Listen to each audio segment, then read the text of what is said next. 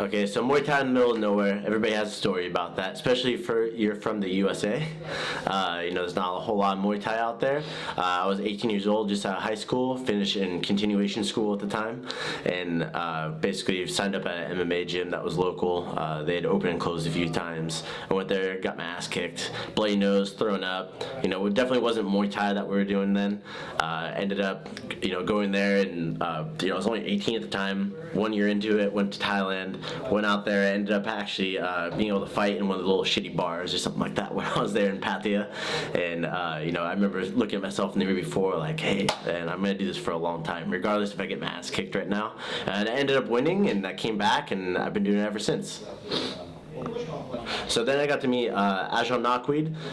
He's top ring official in the world in Muay Thai, in a lot of people's opinions, in my opinion too.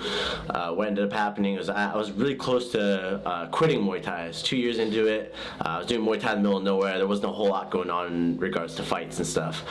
My friends actually introduced me to him, and he just opened up his gym. I went down there to go train at Muay Thai School USA. Ended up completely changing my perspective. It was exactly what I was looking for, the refresher I was looking for. I ended up, apprenticing him, assistant instructor and stuff like that at his gym over a period of time, and now he's actually currently teaching at my gym once a week and still helping, mentor me through Muay Thai and through ring official stuff as well. Alright, so in regards to being a ring official, I have a few things I always try to do, and it's something that my mentor Ajahn Nakweed had shared with me about how you present yourself when you're in the ring, and you're always professional when you're in the ring because everybody's eyes are on you.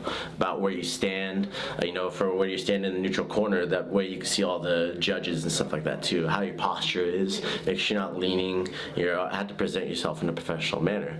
To the point where the fighters come into the ring, how you check their gloves. I went at one of the tournaments. I checked the gloves and noticed that they were two different sizes.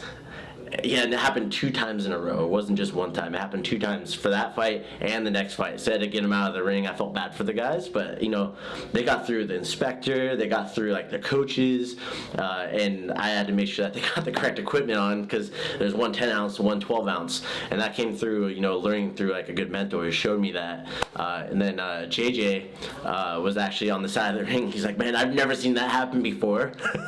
I'm definitely gonna make sure to always check the gloves. But when you're in there and the fights get started after you do that check, the first time I refereed, I remember feeling a little bit like the adrenaline because I'd only been in the ring as a fighter at that point and as a coach. But then you feel yourself settle and you're basically creating a triangle for the fighters, where you're at, so that way you can see everything. You can see their balance, how they're moving forward, backward. You can see the whites of their eyes. You can see where the strikes are landing to see who's a good fighter, what's working, what's more effective, who's being a dirty fighter or who's being a little bit better skill, if it's a mismatch or not. And at the end of the day, when you see them and you get to raise a hand, who, as a referee, who wins, or you feel you might, but sometimes the judges see it differently.